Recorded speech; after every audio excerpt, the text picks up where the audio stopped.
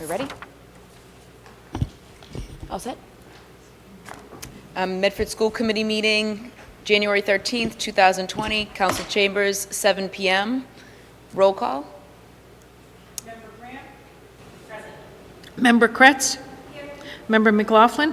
Here. Member Mastone? Here. Member Rousseau? Present.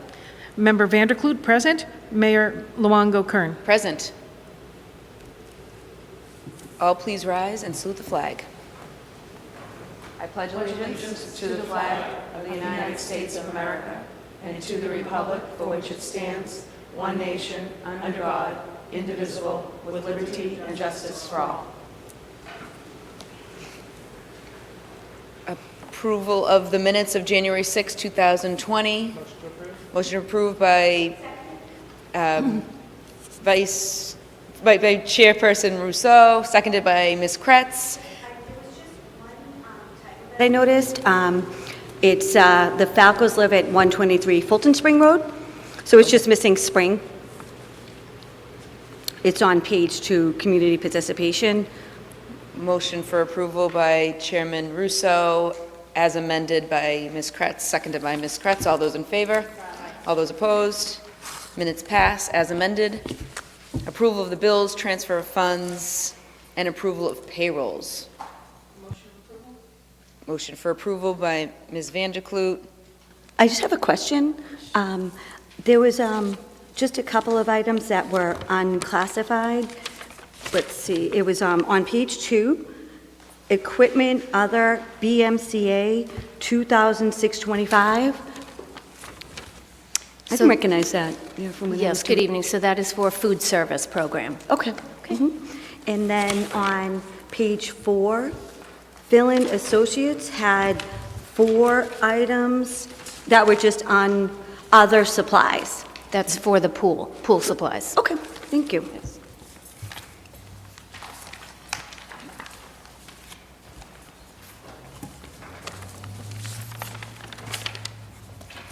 Motion for approval by School Committee Woman Vanderkloot, seconded by Ms. Kretz. Roll call is required. Grant? Yes. Member Kretz? Yes. Member McLaughlin? Yes. Member Snow? Yes. Member Rousseau? Yes. Member Grant? Yes. Member Mayor Luongo-Kern? Yes. All those in favor, 7 in the affirmative, 0 in the negative. Approval of the bills and payrolls passed. Reports of Secretary. Just one quick thing. I started signing the bills last Wednesday. It's going to be my custom to sign them on Wednesday morning at the high school. About 10 o'clock will be what I'm expecting. I'd like to invite my colleagues to come and join me. If you're available Wednesday, that's great. If you're not, we can do it some other time, if you want to just drop in at any point. Some weeks are heavier than other weeks, so you never know in advance. But please, just if you would like to join me this Wednesday, let me know, just so I have a heads up. But I certainly think it's a valuable experience, so please do so when you can. Yes, thank you. And number 4, report of Secretary. Is there anything That else, was it. Paula? Okay. Report of committees. Do we have any reports? None. No reports. Community participation?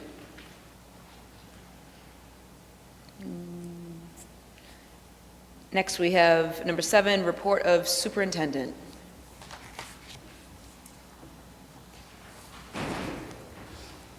Madam Superintendent. Good evening. I did not have the opportunity last week, but I do hope that everyone had a peaceful and joyous holiday. Also, I wanted to personally welcome Mayor Luongo-Kern, Melanie McLaughlin, and Jenny Graham to the school committee. The inaugural celebration was a joyous one. We look forward to an ambitious and exciting year as we work together to provide the very best education for all of the children of our community. My mantra has been, one Medford, one district.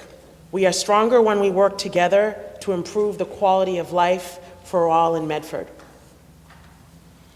With my father's passing, I appreciate Associate Superintendent Diane Caldwell for handling last week's school committee meeting for me. In addition, I appreciate all of those who have expressed their sympathies to me and my family. He was my biggest supporter, and he will sorely be missed. Please note that in case of inclement weather coming up, our team is currently working diligently on putting together a policy to possibly utilize a 2-hour delay. The bus schedule would have to be realigned, as well as principals must realign their classroom schedules in order for this to work. Most importantly, we have to also continue to work closely with the Department of Public Works to make sure that they're able to clear the parking lots and sidewalks surrounding the schools on time. Obviously, safety is our top priority, so we intend to meet with all parties and see if this is an option that could work for us in lieu of having to cancel school outright. So we are trying to come up with a happy medium. Additionally, graduation for the class of 2020. It is fast approaching, June of 2020. Seniors will need to order their caps and gowns on the following dates. This week, Wednesday, January 15th, and Thursday, January 16th, and/or next week, Wednesday, January 22nd, or Thursday, January 23rd. Orders will take place outside of the gym on both dates, and the cost is $20 per student. So cash or checks only, and checks should be payable to cap and gown. Upcoming key events. There's a listening, this is for the listening audience. I want you all to know that during the month of February, at our upcoming meetings, we'll be making announcements about the middle school lottery process for students starting 6th grade in August of 2020. Additionally, building bridges to kindergarten. Information sessions will also be coming up, and we'll have a presentation on that. At those building bridges to kindergarten sessions, we encourage families to attend one of 3 informational sessions. And at those sessions, they have an opportunity to hear from our nursing department, representatives from the Parent Information Center, PIC. We will also have interpreters available if needed, and they will learn about the registration process. So that is upcoming information for our February meetings. So I want the community to rest assured that you are not late, that there's no need to be concerned about upcoming deadlines because you haven't missed anything yet. So I also want to share some good news about our former Mustangs. And it's nice to see so many Mustangs coming back and continuing to contribute to the success of Medford Public Schools. I'd like to recognize Lou Mandarini of Local 22. He went shopping right before the holidays with students from the vocational side of the house construction craft laborers program in collaboration with the Rotary. And they made holiday food baskets for families in Medford. And Local 22 donated $1,400 worth of food products for this cause. And so in collaboration with our vocational students, donating over 2,000 non-perishable food items. So I just wanted to recognize their hard work and their commitment to giving back to the community. And so over 200 Medford families were able to have received these holiday baskets and non-perishable food items. So I was really happy about that and very proud of the work that's happening with students participating in community service. Additionally, Dave McGilvery, in November and December, Mr. McGilvery, who is a Boston Marathon director, he spoke at both middle schools, talking to our middle school students, motivating them, and encouraging them to always chase their dreams.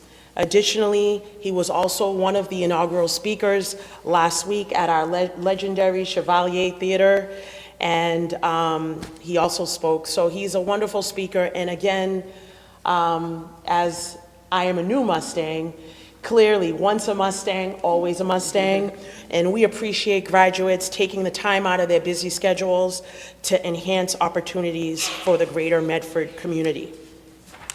I also want to just share with you that yesterday I had the opportunity to be the guest speaker at the Japanese Association of Greater Boston.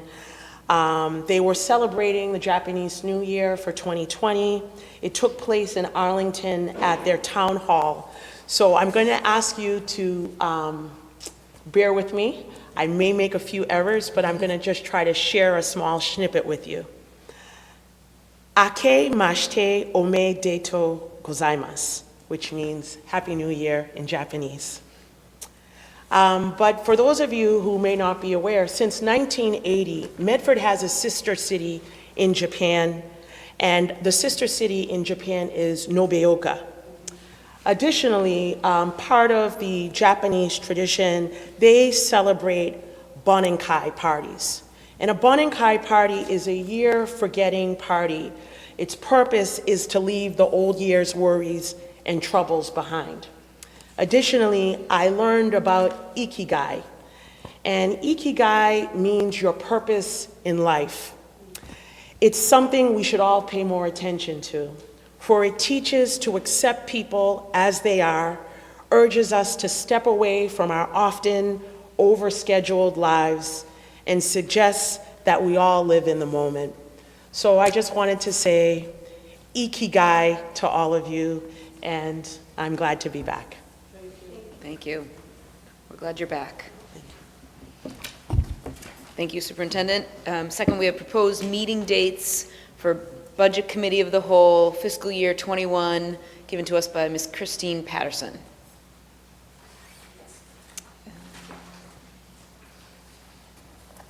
Ms. Patterson.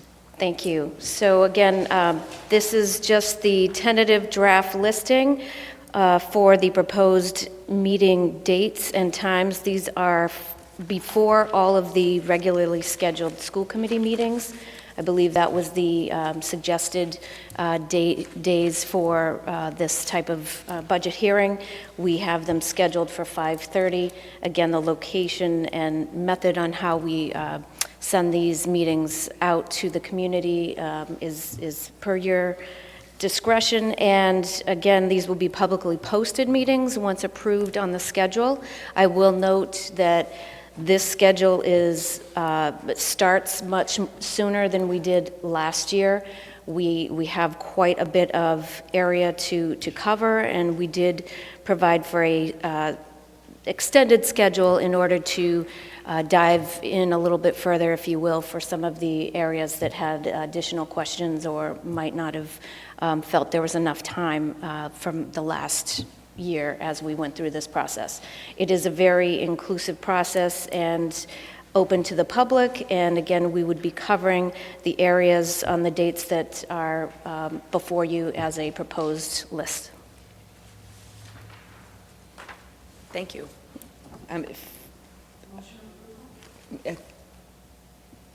School Committee Woman Kretz. Yes. I wanted to know, because we had talked about it, Erin DiBenedetto, she was a former school committee member.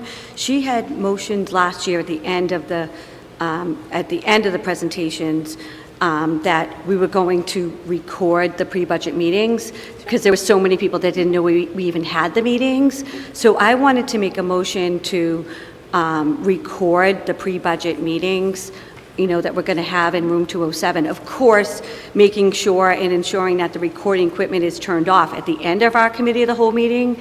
I know that Vice Chair Russo sent us a message last week sharing some details about another community that had their recording equipment kept on during their executive session. So, and I'm not sure how we go about doing that. Like, I don't know who controls, you know, turning it on, but I did talk to City Councilor Ricariello yesterday, and all of their pre-budget meetings are recorded in room 207 when they have their pre-budget meetings. So I just wanted to reiterate that, and for transparency, so that everybody's, welcome to attend. Even if they can't get there, they could watch from home or at their convenience.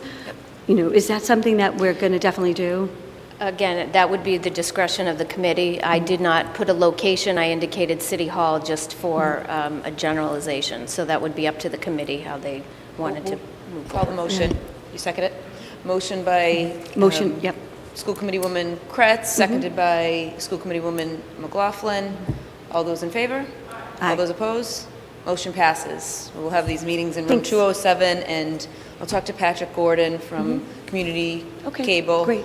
As well as our city clerk knows how to use the equipment, so we'll get Great. that done. And I just had one other minor request, if possible. Once we have the final approved dates, can we put the dates, I don't know if it's possible, on the website underneath our regular school committee dates, so that if people forgot what dates they are, they'll be somewhere where people can just easily go and look at them? And maybe we could share it with the press release, if we could ask Lisa Evangelista if she could put together a press release. Once the dates are finalized, if these are the tentative dates, and we could just share it via social media to engage the public a little bit more, because last year, people didn't know about them. So I'm trying to get the word out there this year. Is that a motion?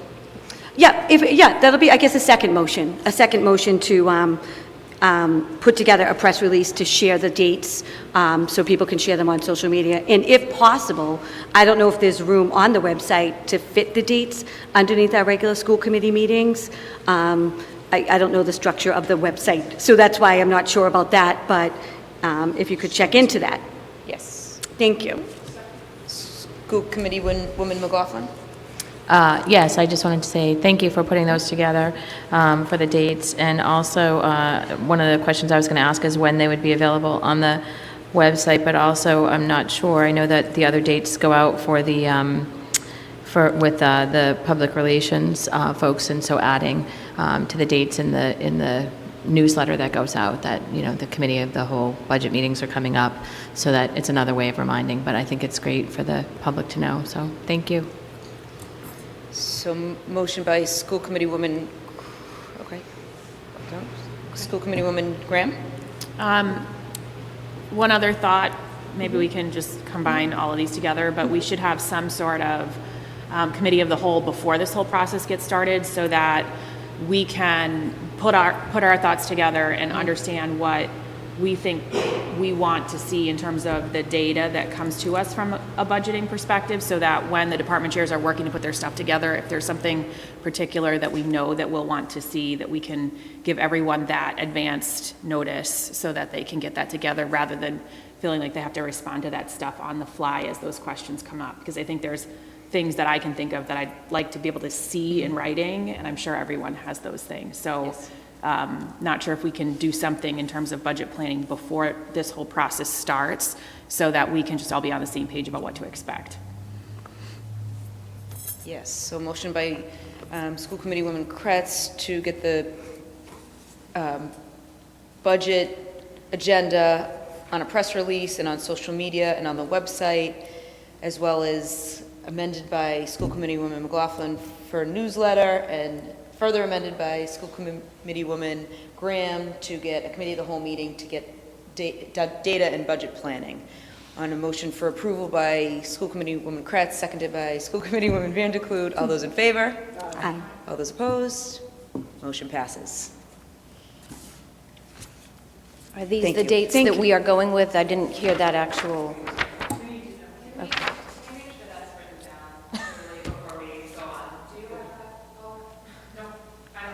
I wrote that down. Yes. And everybody has seen the dates. We have guidance, English, social studies, mathematics, science, and world languages on February 24th, 2020, 5:30 to 7. We have art, phys ed, health, library media, health services, and athletics on March 23rd, 2020, 5:30 to 7 p.m. Middle school, high school, vocational technical education, student activities and programs on April 6th, 2020, 5:30 to 7 p.m. We have English learner education, special education on April 13th, 2020, 5:30 to 7 p.m. We have the school committee, finance, business, district-wide expenses, and district-wide May 4th, 2020. Transportation, security, and OSP on May 18th, 2020. We will reserve June 1st, 2020, if needed, and the budget hearing presentation will be at the last school committee meeting on June 15th, 2020. Superintendent. So in response, in order to add an additional committee of the whole, that would be at our next regularly scheduled meeting, which is February 3rd, in response to your request, School Committee Member Graham, in keeping with the meetings that are lined up. We can try that, or we can try the week before, but we'll get that scheduled, yes.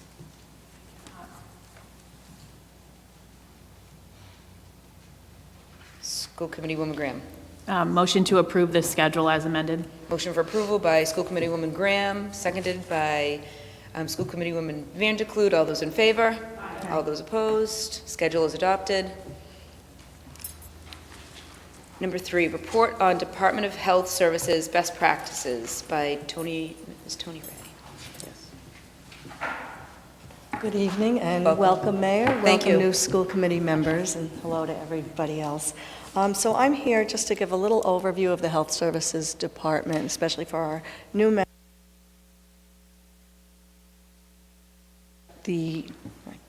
That the nurses follow the National Association of School Nursing 21st Century framework and align with the whole school, whole community, whole child framework. These activities and best practices go above and beyond Band-Aids, illnesses, and just what many people think of school nursing practice. So the elementary school nurses in the fall conducted vision screening for all of our kindergarten students using a new state-of-the-art vision screener. It was on loan from our regional Department of Public Health, and we were effectively able to screen all of the kindergarten students within 4 days. The screener screens for the most common cause of blindness in children, which is amblyopia. And we are looking forward to screening our preschool students by the end of January. At the high school, Lisa Skiffington, Jennifer Silva, and Stephanie McCann focused on reducing the administration of Tylenol for minor complaints.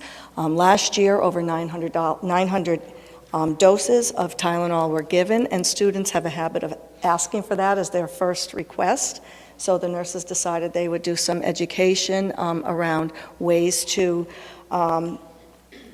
identify their acute symptoms and find alternate ways of treating that. And at the Curtis Tufts High School, Ashley Donnelly created a calm corner in the nurse's office, and she incorporated mindfulness into her practice with the students, with the goal to help students access stress management techniques and find and build positive coping skills. The feedback so far has been really positive on that. At the Andrews Middle School, Avery Hines is working on a similar project to increase student time on learning by helping students manage their anxiety complaints. And she has students rate their anxiety. They set a timer, and they have a corresponding number of minutes to build on different stress-reducing techniques or relaxation techniques so that they can then turn around and get back to school, back to class in a very timely manner. If students find that more time is needed, then she will sit and spend extra time sparking an in-depth conversation with them or a referral to a guidance counselor or adjustment counselor. At the Brooks Elementary School, Patricia Cooney and Allison McGilvery worked on expanding care coordination services for students who have ongoing complex health needs. Pat successfully advocated for the use of specialized medical equipment for a student and was able to provide very relevant and pertinent observations to a specialty care provider that resulted in the scheduling of additional medical evaluations for this student so that accommodations could be made in school and this student could access his or her curriculum. Allison identified students who had greater than 300 nursing office visits for somatic complaints, and she collaborated with the team at the Brooks to then develop behavioral support plans aimed at increasing time in class. At the Columbus Elementary School, Karen Roberto and Lori Borriello implemented health education classes on the topics of asthma and the brain and behavior connection. Karen secured grant funding and was able to purchase the Radical Randy mannequin and an asthma education program. And she and Lori teach students how to recognize their signs of distress, identify what their triggers are, use their medications appropriately so that they can avoid their triggers and hopefully stay in class without feeling ill. In addition, they worked with the students to develop a presentation about how the brain and the body connects with behavior, and they showcased that at a school science fair. At the McGlynn Elementary and Middle Schools, Carla Constanza, Karen Breen, and Peggy Donahue and Lori Borriello created bulletin boards for their students where they post, every month they post pertinent health information, very visual, and it's a great learning experience for the English language learner students to identify different health needs and ways that they can manage those health needs. And lastly, at the Roberts Elementary School, Brianna Cormos and Ashley Donnelly are working to improve access to health care by connecting newly immigrated families with local primary care physicians. They coordinate care between primary care offices, special education, general education teachers, and they use translators to assist with immunization, surveillance, and follow-up. Both nurses have supported our international families with scheduling medical appointments for immunizations and tuberculosis screening follow-up. Brianna and Ashley also piloted a translation phone service so that they could communicate with these families, and as a result, we are now using it around all the health offices throughout the district. So just a few highlights of the ways that we help our families. That's great. We have some questions, I believe. School Committee Woman Kretz. Hi, thank you, Ms. Ray, for the report. It was very interesting, reading about all the different techniques. I was just curious about the high school. What were the most common reasons why the students were requesting Tylenol? Was it, stomach ache, headache? Wide range of things. Fatigue, lack of breakfast, lack of lunch, certainly any, emerging illness, headaches, as well as muscle soreness and muscle aches at the start of each sports, season. So the focus became how can we tease out what the real problem is, and how can we address that in ways that beyond medication. Great. And I did read that, I guess, a handout was developed for the students with the education, to help them. Is that something that you would be able to share with us, to just see? It would be, interesting to read Sure. it. Yeah, thank you.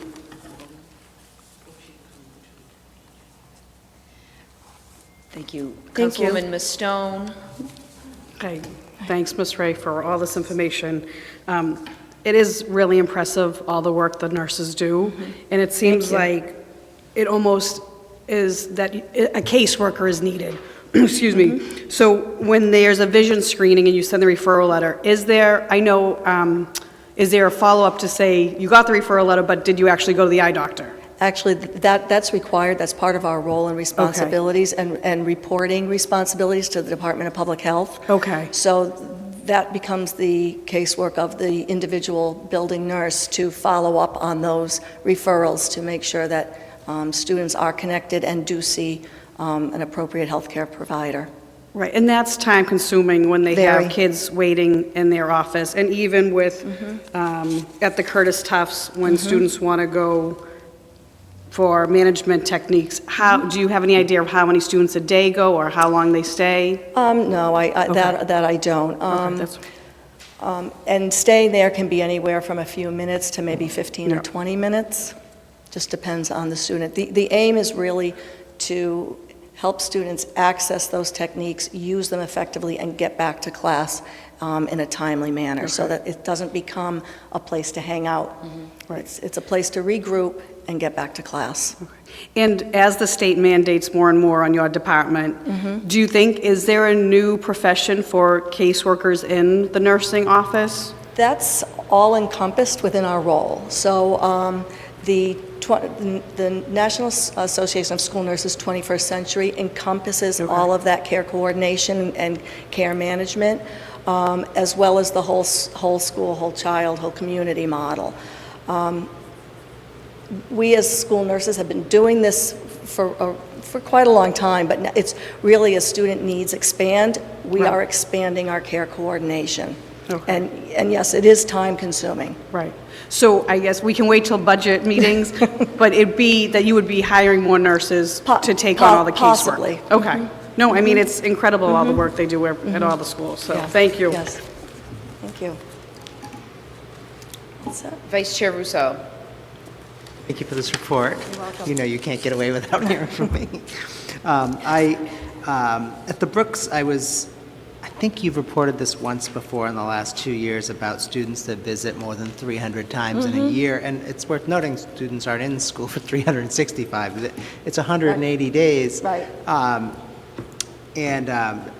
It led me to this thought or question about like literally every item on this report is something that's amazing.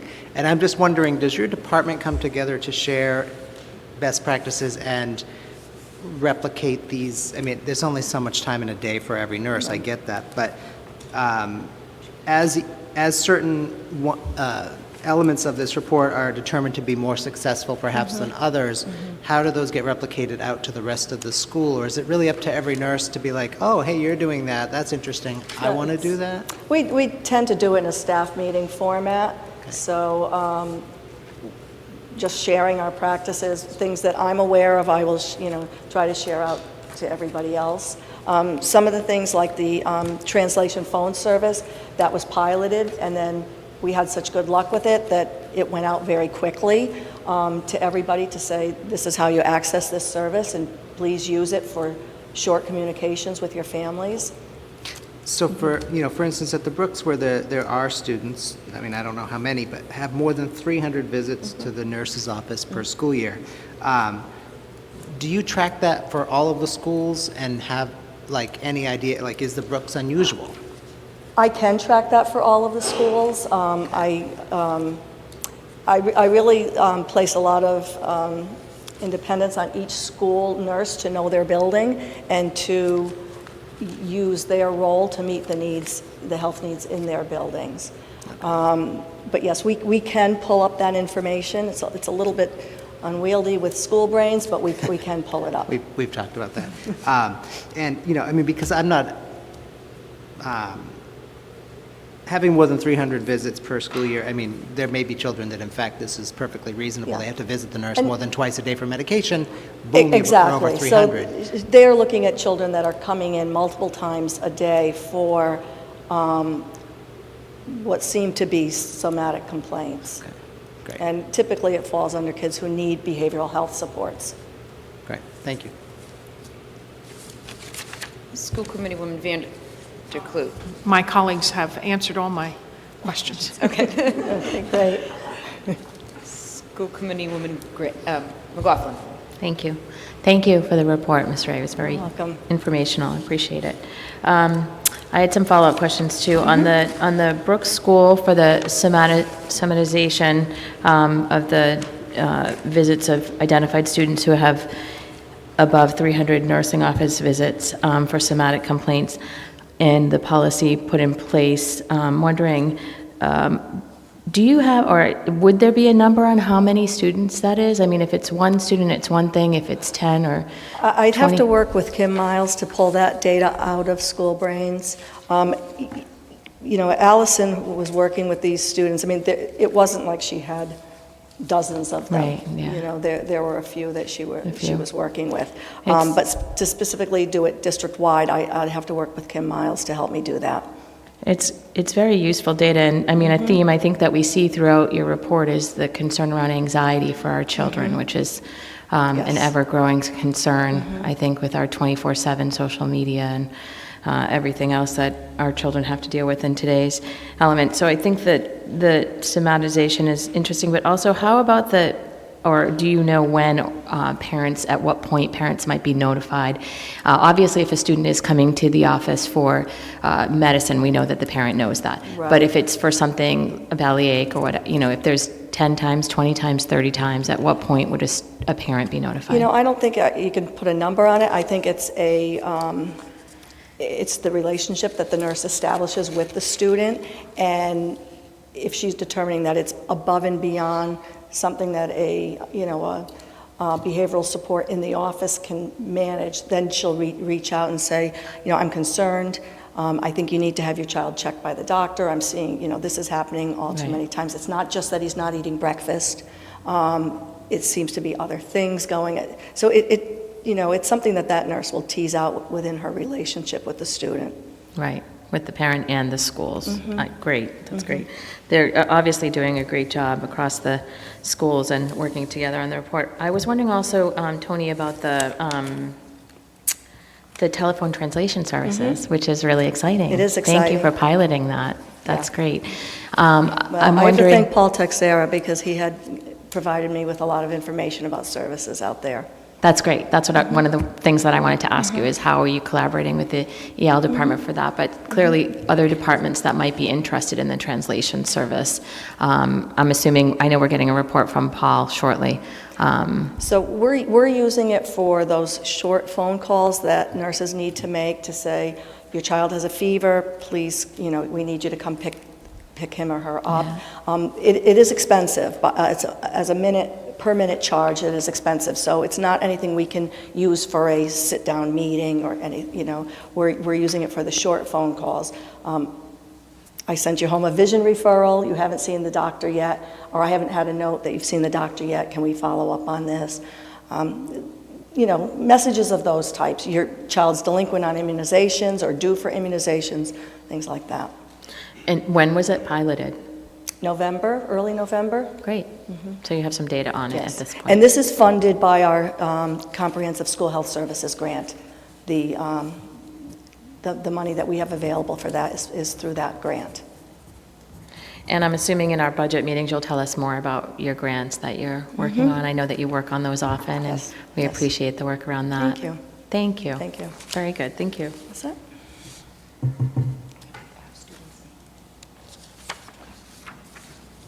We have a student member that has a question? Come on up and use the microphone, put on school committee meetings.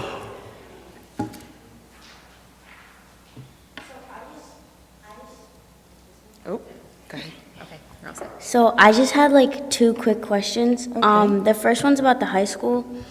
What would be like other ways to help, like that you wouldn't use the Tylenol? Like Okay. what else would you use? So some very basic approaches are to make sure that you're well hydrated, because being dehydrated will cause headaches. Making sure that breakfast and lunch are eaten, because if you don't have food in your body, you're not going to be able to chug along through the day and attend to your studies like you need to do. You just won't have that energy. Getting adequate rest, so turning off the cell phone by 9 o'clock at night and getting into bed and getting a good night's sleep. It tends to be very basic strategies that everybody can use. And then do you think, like, I know you mentioned like sleep, and I'm a high school, like I'm a senior. I've gone days where like I've slept only like 2 hours. So like what if like a student comes up to you and like they're obviously like not a student that's just trying to skip class, but like they've obviously like had a rough night where like they probably forgot like a paper. Like what would you do then? Would you would you just send them back to class without giving them Tylenol or something? Well, or? it depends on the situation. Sometimes we will give them a snack, hydrate them, and then, if after a few minutes of rest, they're still not feeling better, they may get some Tylenol to go back to class. But it's definitely not used as a first-line intervention. Okay, cool. We're really trying to encourage really good, healthy habits that are lifelong habits. And then, sorry, I just had like one last question. ahead. With the last one at the Roberts Elementary School, where you have like translation services, do you by any chance who answers who uses not who uses but who helps with the translations? So the service is set up, we have a phone number to dial. The nurse dials in, tells them the language that is needed for translation, and beyond that, I'm not exactly sure how it works. I mean, Paul may be able to answer that a little bit better, but we are connected with somebody, with So the it's, translation for a message. Yeah, so it's not somebody from the city or anything? Not somebody from It's where? not somebody from the city or No, it's an outside Yeah. service. Okay, cool, perfect. It's, professional service. Good job. Thank you. Thank you. 4, report on English learners, Paul Textera.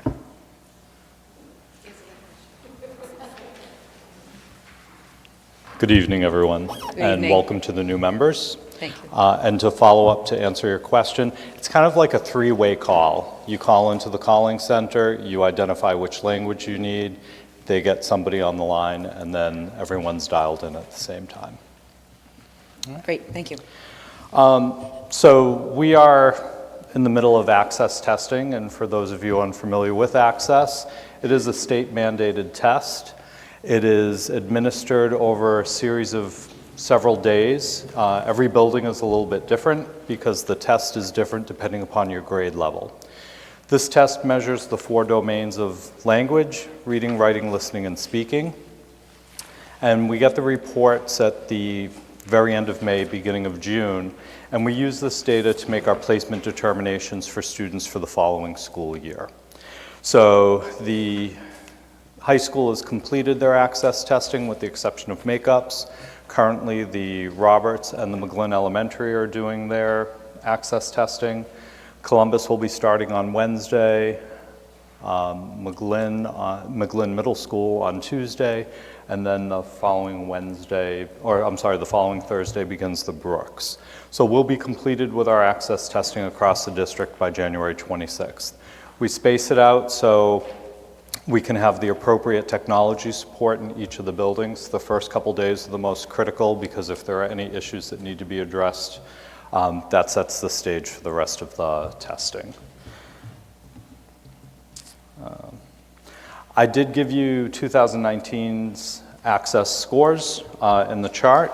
I'm not going to read it to you, but if anyone has any questions on that or the test, I can answer those now. Yes. School Committee Woman Ms. Stone. The only question is, it seemed like all of them increased in a positive number, except for the Columbus and Medford High School. And could you look at it in more depth, and if there was anything that you could see that you can address to make sure they go up next year?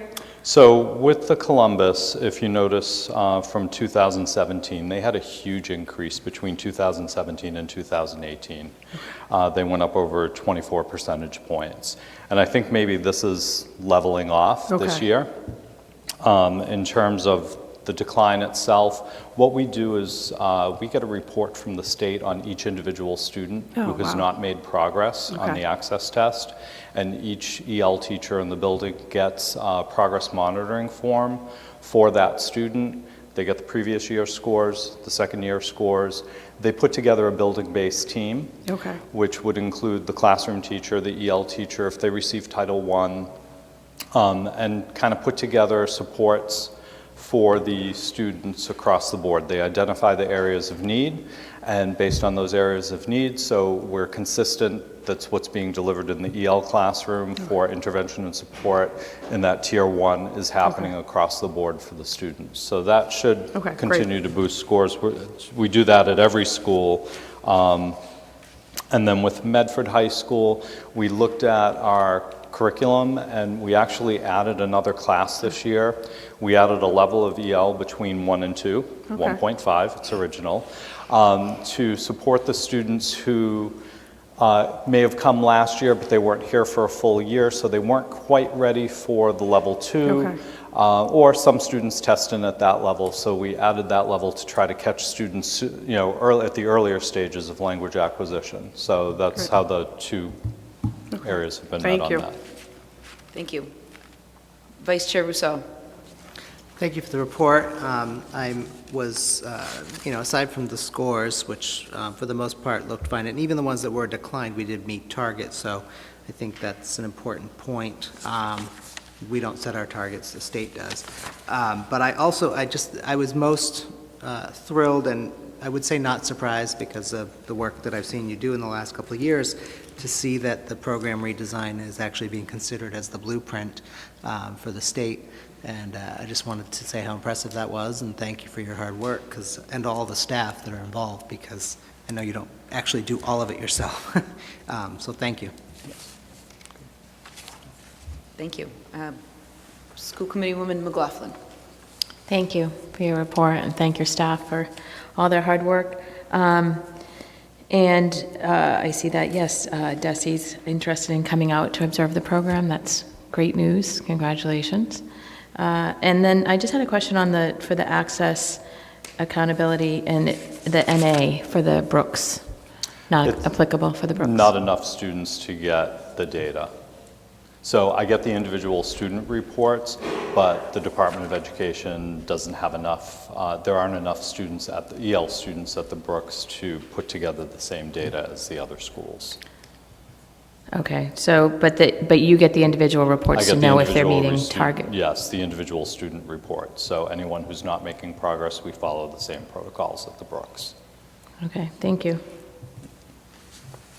School Committee, no, I'm sorry. And just with regard to the targets, meeting targets, those targets are established individually for students as well, and they do the same thing for the Brooks students. Again, there's just not enough students there to come up with the same calculations that they come up with. And but no, I'm sorry, go ahead. No, so every student gets an individual target, so based on where they were the previous year, and so part of that progress monitoring report takes that into account, that we know where that student needs to get for the next level. And then they take all that information, and that's how they make the overall determination if the schools met their target, and then as a whole, if the district met their target, which each school did meet a target, and the district met their target. And do you know, I understand that the data is not significant enough for the reporting out to DESE, but do you know from your progress reports, personal reports, how the students are doing there? So with the Brooks, it's a little bit different because for the newcomer students, they house grades 1 and 2. So if they're a first-year student, we wouldn't get data on those students because we don't have something from the previous year. Right, you don't have any so it's only the students who have been here 2 or more years. Thank you. School Committee Woman Kretz. And like my colleagues, Mr. Russo and Ms. McLaughlin, I had a note to congratulations on having the DESE maybe interested in coming out to see our program, and I look forward to hearing more.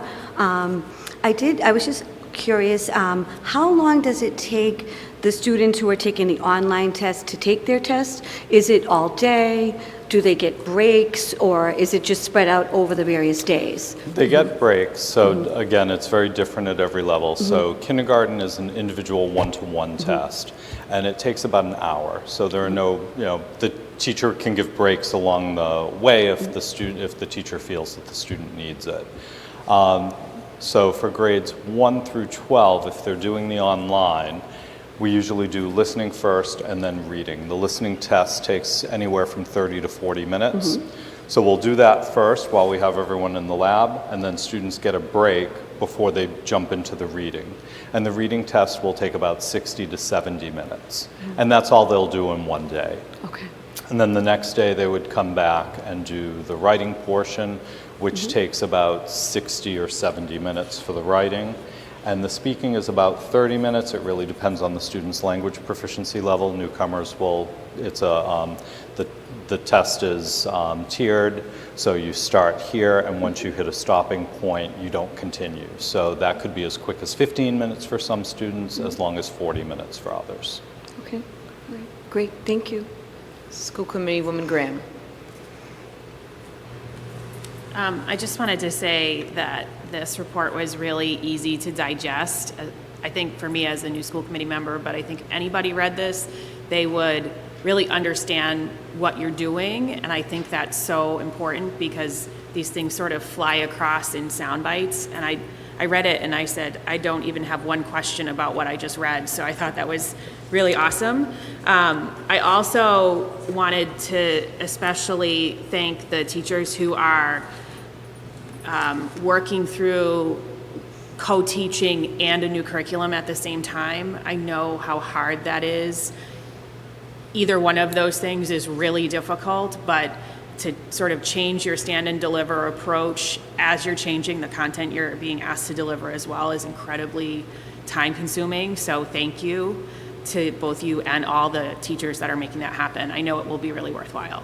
We're in year 2 of this, and we started last year with just science teachers, and so Rocco Sierra was huge in helping to bring that. Nick Tucci was huge in bringing about that shift. So having the support, of everyone. And then this year we extended it. Bernadette Riccadelli is kind of overseeing the co-teaching across the 2 middle schools because we're also doing the same thing for special ed and the content areas. So it's grown from there. Yeah, that's wonderful. Thank you. School Committee Woman McLaughlin. Yes, the co-teaching model is really great news. Thank you for that. I definitely concur with Member Graham on that. And I wanted to ask also, I'm assuming just in terms of the data, if someone were to read the report, if a community member wanted access to the report, the access data on the front page for the schools has all of the schools excluding the Andrews. And that's because the Andrews does not have. There is no EL program at the Andrews. No EL program at the Andrews. Okay, I wanted to just confirm on that. And then you said there was a huge increase in Columbus from 2017, right? Yes. When you say huge increase, can you give me some idea of what that actually, not literally, but some ballpark of how many? So in terms of number of students, they've always hovered anywhere between 75 and 90 students, EL students at the Columbus, grades K through 5. 75 and 90? Between 75 and 90 every year. So in terms of the increase, again, they went up 24 percentage points. So, that would be for anyone who was there in kindergarten, starting that, you need to be there 2 years to get this growth, so it's kind of the consistency, the building capacity in the school with the curriculum, the alignment of, we started doing benchmark assessments with the students using journeys. We had PLCs come across the district. I know the Columbus teachers participated in that. It was voluntary in year 1, where they would look at student data. The assessments weren't for grading students. It was for finding out what they know and what we need to reteach. Yeah. And so I think they embraced that and really brought that along. That's great. And you have a supplement to the curriculum for the English learners? Yes. So we embedded we use the journeys as our curriculum for what we call our pull-out students. We don't use that with our newcomer students. We might use bits and pieces of it in the newcomers program, but we use, they follow the journeys in their English class, and the English language development standards have been matched with the appropriate chapters and units and pacing guides with journeys. Yes, it's a good supplement. It looks great. Thank you.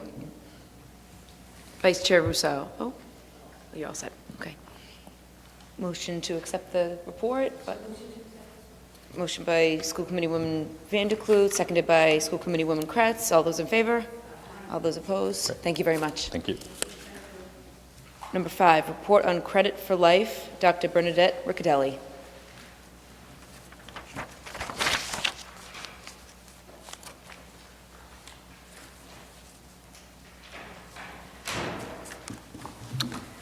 Good evening. Good evening. Mayor Longo-Kern, Superintendent Edward Vincent, and members of the Medford School Committee. So we are here tonight to announce the third annual Credit for Life Fair that will take place on April 3rd from 8:45 to 12:45 in the Medford High School Gymnasium. So again, this being our third year with the team. So with me is Gail Trainer and Lisa Evangelista. The fourth member of our team is not here. It's Kristen Coolin, who is the marketing teacher at the vocational school. So as a team, the four of us have worked again. This is being our third year, and we think that this is going to be our best year with the program. Like in the other years, we are the recipient of a grant. This year it's for $2,500, and the grant is made possible by the Division of Banks through the State Treasurer's Office. The Credit for Life Fair is not our original idea, but we think we've made our mark on it. Many schools in the Commonwealth do implement these Credit for Life fairs. So it's a way for students to authentically practice what it's like to be out in the real world with a budget and how to manage and balance costs.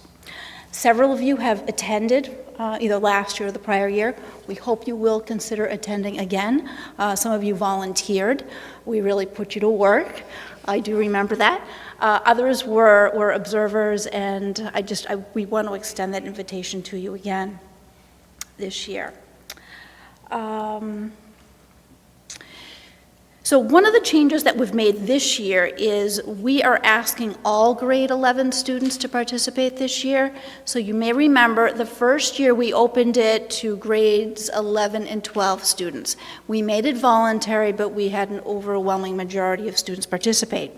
Last year, we designated it as an 11th grade activity, and we left it as a volunteer activity. This year, given the importance of what we think this program offers our students, we do want all grade 11 students to participate. So that's our expectation. So approximately 310 students will be part of the program. Gail Trainer has done immense work, and she will speak to you about the work she has done with the math teachers in the math classrooms. We'll be working with them very soon. So at this point, Gail, did you want to mention a little bit Sure. about that? So last year, we started coordinating with the math department and the math teachers for 11th grade to start about 6 weeks or a month before the fair, incorporating some of the financial, some of the financial aspects that the students are, the vocabulary, as well as some of the formulas and things like that that they're going to need to know when they do their budget sheet. So if you're not familiar with it, the students choose about a month and a half before the fair, they choose a profession, and with that profession comes a salary, and with that salary comes deductions. You know, just it's very real world. We don't have all the deductions that everybody has, but some. And they get a credit score, and with that credit score come certain conditions on the loans that they're available to get. They get a student loan payment, etc. So they have to understand certain calculations and things like that. So the math teachers have been great and very enthusiastic about presenting these concepts and making sure that the students understand them prior to coming to the fair, because if they don't, they're going to be very confused. We do offer credit counseling during the fair. I think Ms. Kretz worked on credit counseling last year, and some of them do take advantage of that because they realize that they're in trouble because they picked a new car over a bicycle or something like that. So we do offer that as well. But the math department, working with them, and then they give us feedback after that. So they take their budget sheets back with them. We used to collect, the first year we collected them. Now we have them go back so they can sit in their math class and look and see, did they balance? Where did they fall down?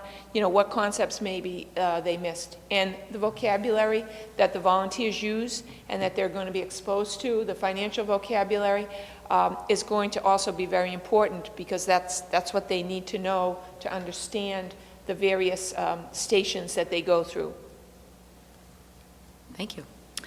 So Lisa Evangelista is our public relations officer. She's done a lot of outreach with the community volunteers. And I think last year we had roughly 60 volunteers. I don't know if you wanted to say anything about that. So this could not be done without the volunteers. We have sometimes 4 to sometimes 10, well, probably more than that at credit counseling. And we'd have to stop having classes if we had like all the teachers do it. So the community comes out in mass and volunteers and hosts the tables that each student has to go by with their budget sheet before they can say that they've made their budget or not. So without them, we wouldn't be able to host the fair. So I know some of you on the school committee also were very helpful in the past couple of years. So we'll be sending you out a little note soon to tell you when our volunteer meeting will be. And again, it's April 3rd. The events will probably have the volunteer meeting about a month prior. So, but again, without them, they also provide raffle prizes for the students. So the community really does come together and they look forward to it. They've actually started a smaller version of the program in the middle schools, which started today at the McGlynn. Both Brookline Bank is working with Members Plus, just giving them a very basic outline of how to save money and how important that is. Many of them are not working yet, but they are doing small jobs like shoveling or cleaning up for their neighbor or even babysitting. So it was a nice experience this morning at the McGlynn, and they will be at the Andrews tomorrow for that. So definitely we're moving forward and making sure that we start young and continue at the high school level. That's great. That's great. School Committee Woman Kretz. Hi, thank you very much for the report, and I definitely look forward to the fair again this year, and I would love to volunteer, so you can put me down, absolutely. And it's great to hear that, you know, the bank was out to speak to the students. I think I was talking about that, like, over the last, you know, couple of years. Some students, and even my own son had come to me when he got out of high school, and he didn't know how to write a check or, you know, what to do with his bank account. And so I was wondering if that's something that we could do for the high school seniors, you know, just adding a presentation to invite maybe one of the local banks to come out and just do like a brief demo on banking. I know I attended at the vocational program. I think one of the students had come back and talked to some of the students, but I'm not sure like what bank it was. But it was something like I've been, you know, kind of asking about for a while, just, you know, writing a check, you know, what's involved with going to the bank and what type of identification you need and protecting your PIN and things like that. And just, you know, kind of throwing it out there if it's something that, you know, not like right away, but like something that could be for maybe next year or something like that. Just another seminar. It wouldn't be the same day, obviously. But no, thank you very much. And, you know, definitely I'm sincere, and I just definitely put me down for volunteer, for sure. Thank you. So if I could just respond to that, we have two sure. electives, one in the math department, one in the social studies department, both having to do with financial literacy. Those classes are primarily comprised of 12th graders. So we chose grade 11 for this fair, and we can probably incorporate the check writing into the fair in some way. But in those elective classes, certainly we can convey that to the teacher. Actually, I believe that they do it. Now I will double check. Okay, that'd be great. Yeah, those electives are kind of on top of what we're doing this year with the program. Thank you. School Committee Woman McLaughlin. Thank you for the event and for the report. And if community members are interested in volunteering, is it too soon for them to reach out, or will you put that out, reach out to you, Lisa Evangelista, if people want to volunteer? Great, thank you. And thanks to the community members and the banks for being involved in this. This looks like a really great program. I know that we went a few years ago, and my daughter decided to change her career choice, so based on her budget, so thank you. School Committee Woman Vanderkloot. I just want to say thanks for your work on this. I've been able to go for a couple of years. This year I'll be able to volunteer for the whole period of time. It's a great event and a lot of fun. I'm particularly happy to hear, too, that you've been able to reach now into the middle schools with some activities there. Thank you. Great. Thank you. School Committee Woman Graham. Thanks. I am hoping that I'll be able to be there as well, so I'll check my calendar. One of the things that this makes me think about is sort of what do we already do when it comes to financial literacy at all levels of education in Medford? And I think there's a lot of misinformation out there about what we do, what we don't do, what other people do, what other people don't do. And I think it would just be really nice for particularly parents that have younger children who haven't gone through the whole system yet to just understand something about how we approach financial literacy, whether it's elementary school, middle school, or high school, and just give people a familiarity with what those structures are that exist today. So I don't know if there's a way we can do some sort of update or some sort of like press article about sort of what our offering is from the beginning to the end. I think that would be really valuable for lots of different people for lots of different reasons. So just more a suggestion than anything, but I think it would be helpful. Thanks. Is that a motion or? I'd like to make a motion that we put out a press release that gives that sort of end-to-end perspective of financial literacy across the district. So motion by School Committee Woman Graham that we do a press article on financial literacy and what is offered all levels of education in Medford. Motion for approval by School Committee Woman Graham, seconded by Ms. School Committee Woman Kretz. All those in favor? Aye. All those opposed? Paper passes. Motion to receive and place on file. Did you want to? Oh, would you like to ask a question? Come on up. They want to hear you. That's why we want you to talk to the microphone. So I just first want to thank you. Last year I participated. It was really fun. I learned a lot. I didn't go in debt. A lot of my peers did, so that's a good thing. But I just had one. Are seniors allowed to go again? Or is it just for 11th graders this year? Just 11th grade this year. That's cool. Second question. Last year, like one of the big, like from my peers at least, one of the big things that we kind of talked about in math was like kind of the long, like the big crowds and the long lines at the end. With like the like how are you guys gonna, I don't know, fix that, I guess? We have a plan to adjust that because we've actually met about that because that was an issue last year at credit counseling. So what we're doing is we're breaking out some of the tables, some of the areas. Before we had cell phone with utilities, we're going to break that out separately and have stops at credit counseling in between, built in. Oh, okay. Yeah, I like that. Great. Motion to receive on file, but offered by Vice Chair Rousseau, seconded by Kathy Kretz. All those in favor? All those opposed? Thank you very much, ladies. Thank you.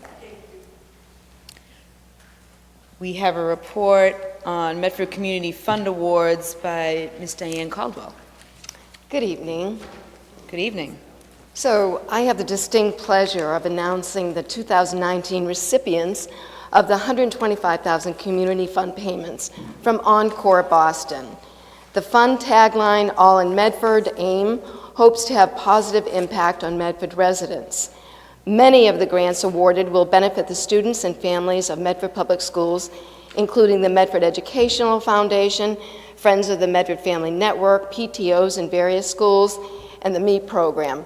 I had the distinct pleasure of talking to Marie Cassidy, and I know you all know the Energizer Bunny, and she came into my office and was so excited by her ESOL award. So she's working with English as a second language with our parents who need some extra help in learning English, so she was extremely happy about that, as well as Kathleen McGlynn Brady, who wanted to do some music therapy for our preschool students. So we're going to pilot a program in our preschools to see, it's called Roman Music Therapy, and I'm going to be meeting with the person who actually started this on Friday this week, so I can't wait to do that as well. I'd like to thank the PTO members who worked to submit the grants for the Chromebooks. So the elementary principals are beside themselves with joy. They're getting Chromebook carts. They're very excited. Each elementary school got approximately $7,600. So I'd like to thank the work of the Citywide Elementary Alliance, which fundraised in collaboration, and specifically Maureen McSweeney at the Roberts School, Christina Gasson at the Roberts School, Bailey Shandell at the McGlynn School, Abby Falcerno at the Columbus School, and Ari Casarir at the Brooks School.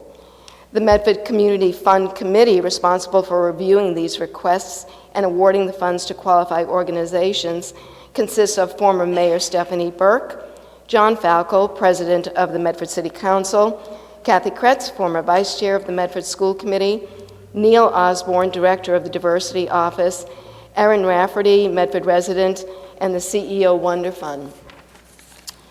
If you look on the second page, you can see the enormous amount of gifts and grants that were given, not just to the Medford Public Schools, but to Mystic Valley Elder Services, Community Cupboard Food Pantry.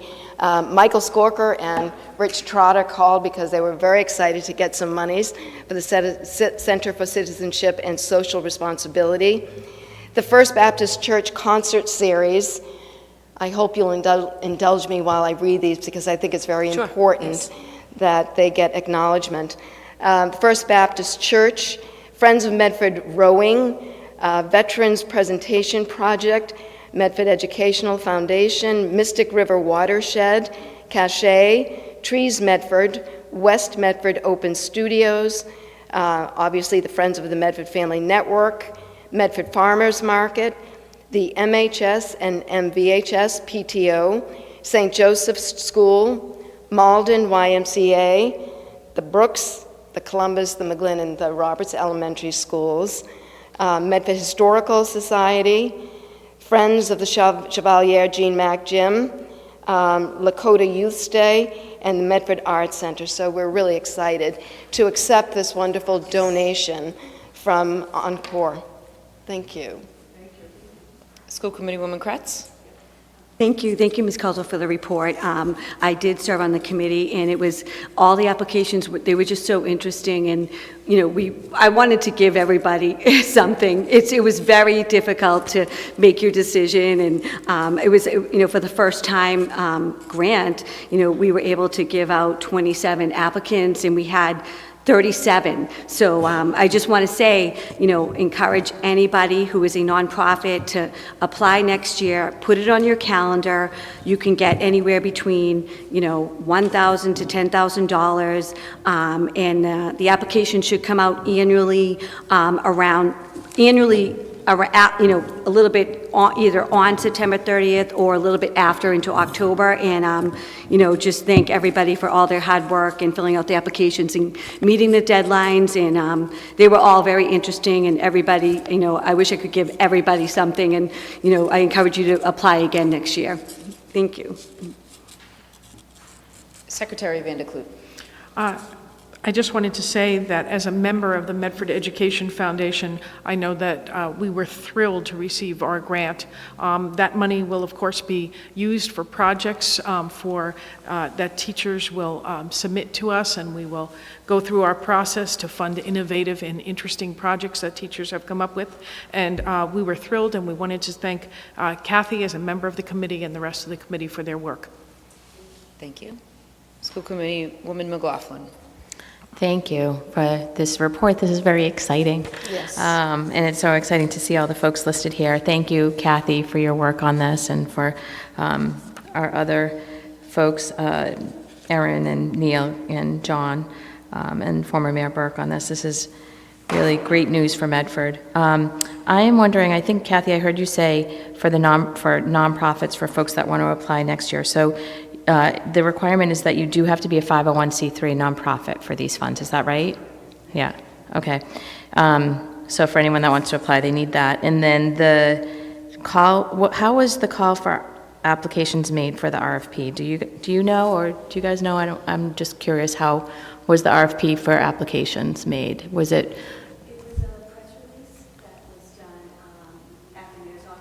Devaney, she did the press release, and it was on the website. As soon as we had it was a first-time application, so we had to design it. Yeah. So as soon as the application was ready, we put the press release out there, and it was shared, on Facebook, all the social media, and it was on the website. That's how it was done. Thank you. Yep. And Great. then when we got the deadline date ready, we posted that as well, and I was really overwhelmed and surprised with how many applicants we got. We didn't know how many we were going to get, and it was really nice. It was a nice turnout, and everybody did a great job. It's fun to give money away. Yeah, I know it was. Right, that's great. Goes Thank you fast. for doing that, right? And then also for the Medford Family Network Awards, the ESOL Awards from Medford Family Network, and also Kathleen McGlynn Brady's work with Roman Music Therapy. We work with Roman Music Therapy often, and Meredith is fantastic. And music is another language for so many of our children, and a lot of our children who don't communicate with words, especially, but also our, English learners, all of our preschool children, everybody loves music. So the music therapy is also really exciting, and I would encourage folks, once that program starts, to go and view that and see how the children really respond, because it's so good. So thank you. So I hope you all remember that when budget time comes around and I'm requesting music therapy for our preschoolers, because they will benefit from that. I think it's great. Thank you. Motion to receive the report and place on file? Moved by Secretary Vandekloot, seconded by Councilwoman Mastone. All those in favor? Aye. All those opposed? Do we have any old business? Any?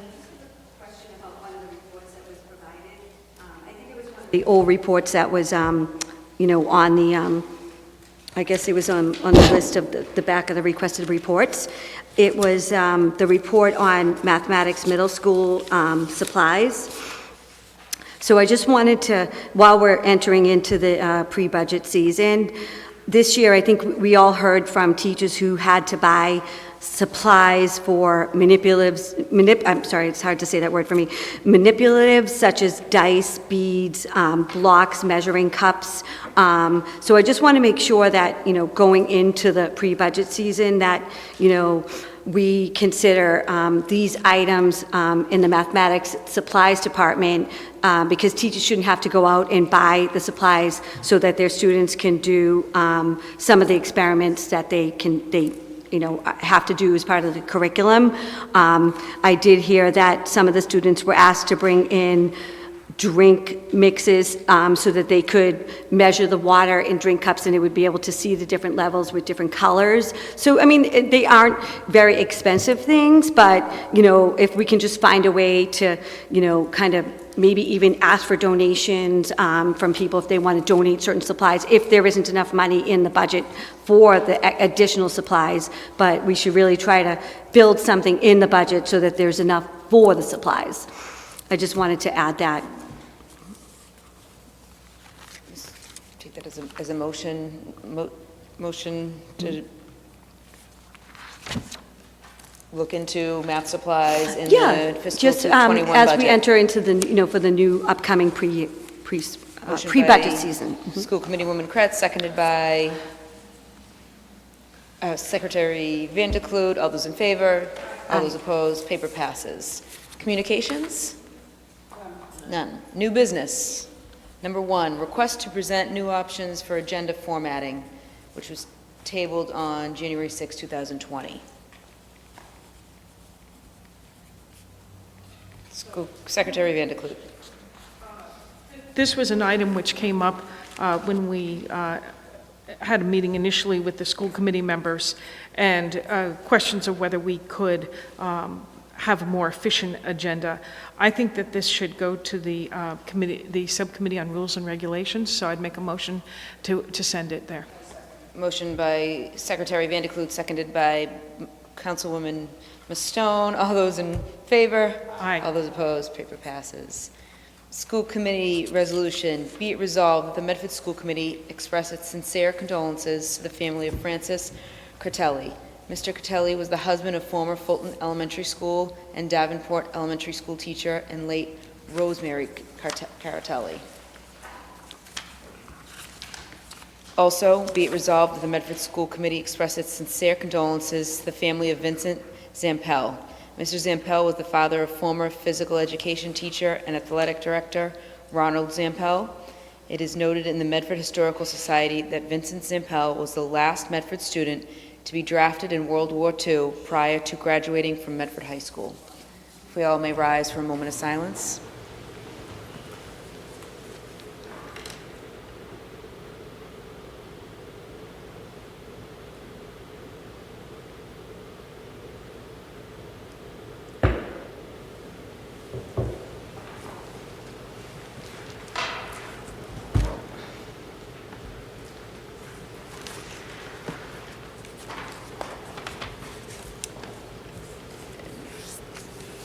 Number 11, negotiation and legal matters. Nope, nothing. Okay. Requested reports. We have a number of them. Do you want me to read them or? Nope. Okay. Motion to adjourn by School Committee Member Ms. Stone, seconded by School Committee Woman Kretz. All those in favor? Aye. All those opposed? Have a good evening, everybody.